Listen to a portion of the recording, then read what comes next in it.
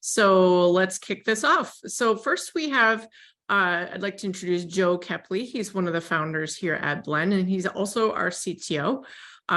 He really takes Corey's strategy in that discovery process and builds the technical plan on how we bring those ideas to life here at Blend. And he's also very integral in building our experimentation practice here at Blend. Next, we have Jen Boland. She's the innovation lead at Allegiance. From conversion rate optimization to using data science to innovate, Jen is a leader in the industry when it comes to analyzing results and experimenting with outcomes. And lastly, we're joined by Tawni Buhler, Director of Marketing at Sullivan's. She oversees the marketing and advertising for the entire family of brands, home decor brands at Sullivan's. So it's likely that your favorite boutique or home decor shop gets their product from one of the Sullivan's brands and perhaps uses their e-commerce site or their catalog. So with both direct to consumer and B2B strategies, Tawni's always experimenting with content marketing and reviewing results to get working to review results that work best. Sorry, I had to get that one out. But thank you to you three for joining us today. And thanks for the Q&A questions that are coming in. Let's just start off with a pretty simple and straightforward one. So I'm going to ask each one of you, what is your definition of experimentation and how do you utilize it in your workplace or in your role? So Jen, why don't you kick us off? Sure. Well, I define experimentation as sort of two things. One, the more traditional A/B or multivariate testing, but also experimentation and trying new processes to find new outcomes. Just a really good example. More recently, we changed up our process for how we design homepages for clients, where we used to really start with the design. And now we really start with this narrative framework, homepage story, and then building the design from there. Since we've been doing this new process, our clients have had tremendous increases in conversions from their homepage, in excess of 600, even 1,000% in some cases, because we've made wayfinding better. I work mostly with nonprofits, so it's not your traditional like e-commerce type wayfinding, but really helping explain what these more complex organizations do, and getting people to be able to take action and getting them to the important and critical information. So not always A/B testing, but just experimenting with new ways of doing things. Great. Thanks for that explanation. How about you, Tawni? That's a good explanation, hard one to follow. For us, experimentation is less about a particular rigid process and more just about a culture of curiosity, right? Are people inspired in their roles to continue to ask a question, to get to a different answer, ask another question, to continue to improve? And then also that culture is also about how do we ensure that opinion does not trump data? And if we can do that, we really get to introduce this idea of testing and experimenting and continually driving to move the needle and whatever that might be. And that always shines through. So that's kind of how we handle experimentation. Okay, great. And Joe, here at Blend, what does experimentation mean to us? Yeah, and I think we have some great answers already. And I think particularly, so just kind of for reference for everybody else, I'm coming at it kind of from the CMS nerd side, and as a business owner, Jen is coming at it from the data science perspective, which is why she could say multivariate this early in the morning and be okay.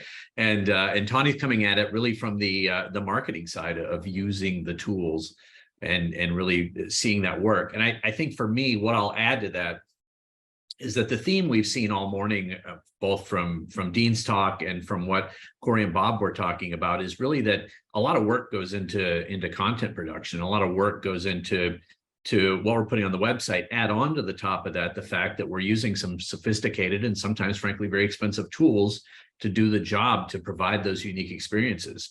So to me, experimentation is a lot about proving return on investment, that if we put all this time and effort in, we want to make sure we're doing the right things. We want to make sure that we're really seeing as much value as we can out of what we're producing. And Yeah, I like what Tony said about not having opinions on it, but really looking at what's really happening. So how are we measuring this, and how are we seeing whether we're successful or not? And to me, that's what that experimentation cycle is really about. Yeah, Right. I just want to follow up on one quick point here that I think the audience will enjoy. And when Tawni said opinion does not trump data, I've actually been talking a lot about this under the context of DEI, because, and this is obviously a huge thing today, right? Where a lot of organizations are still run, sorry, Joe, by white men, middle-aged white men.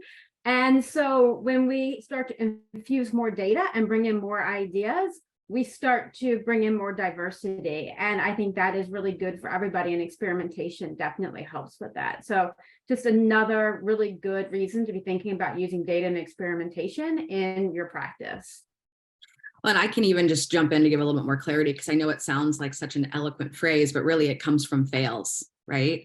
I used to work for a large corporate retail entity in Texas. And whenever I give interviews, this is what I always say is my career fail. But we spent a lot of time, energy, and investment redoing the top navigation of our website. So the entire categorical structure of how people would get to product. It was an e-commerce site as well. We all thought it was brilliant, right? And all of our ultimate wisdom, everyone was on board. It was a wonderful idea. We launched it and sales started to go down. Right. And we were able to quickly, right, let's revert it to what it was. We always try and have backups. And then we did them side by side, and we did an A/B test, and the original nav, without changing anything, worked so much better than what we decided to change it to. So, right, it's a few lessons. Our opinion really doesn't mean much. I mean, we might have some instincts, but that's not how we can make choices. And then 2, right, it's that fail fast methodology. And if we don't have the open mind to fail fast, we will never innovate. And that's also part of what I think testing is. Absolutely. Want to take a minute to just encourage those of us that are, those of you that are joining us online, to put your questions in the Q&A chat so we can get those directed at our guests today. So please feel free to participate. In the meantime, I have another one for you.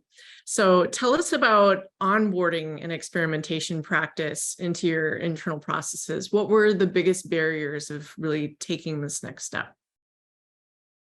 Let's go with Joe. Sure. Well, I think the key thing, and there's kind of a, when you buy the software and you talk to the sales guys, about any kind of experimentation tool or marketing tool, it's kind of like, it's going to be magic. You're going to get this thing. It's going to solve your problems. All of a sudden, everything's going to be better. All the lines are going to go up and to the right, right? All software, in essence, is automating some process. And so you need to really think about, what are my goals? So what am I trying to do?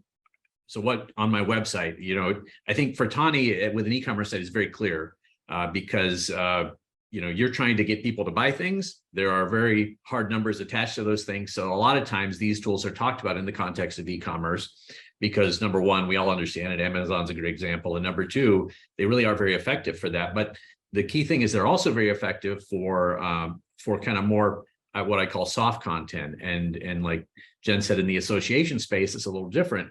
But your organization still has goals. You're still trying to get things done. So you really need to look at, what are those goals? How are we measuring them? And like, what are our key performance indicators? Because all of these things will produce 1,000 numbers for you, but you need to look at the 5 that matter to you, or 10, or whatever those are. You have to have some framework for working with them. So really, I think the first thing is understand what you're trying to get done, what your goals are. Sometimes that goes all the way back to, what are my organization's mission, vision, values, and how am I supporting that? The second thing is understand that there is going to be some work involved, that it's not just going to be a matter of installing this and I'm good to go. Because, if you install, for instance, Google Analytics, and a lot of people do, it's free, but you never look at it, or you don't know what to look at in it, it's not always doing you much good. So you really have to think about what I'm doing. Dean mentioned that with tools now, we can almost have an individualized customer experience, or a unique customer journey. or even if you think about just what are my audiences. So we work with universities, and so they're talking to students, they're talking to parents, they're talking to prospective students, professors that might want to come. All those people need to hear different things. A lot of times your marketing strategy towards those individual groups is separate. So if you start doing personalization, now you've kind of got two paths, and you need to make sure you have the time to make sure both those paths work. So I think it's both understanding your goals and really understanding what your investment is in terms of time to make the tool go.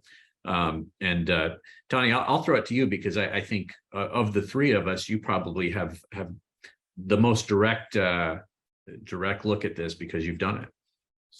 Yeah, I think it's interesting, right? I think you said it really well, because you do get sold this magical tool that will automatically give that personalized experience, but there's a lot of legwork that goes into what do I want to say to each of those audiences, because that has to be strategized, right?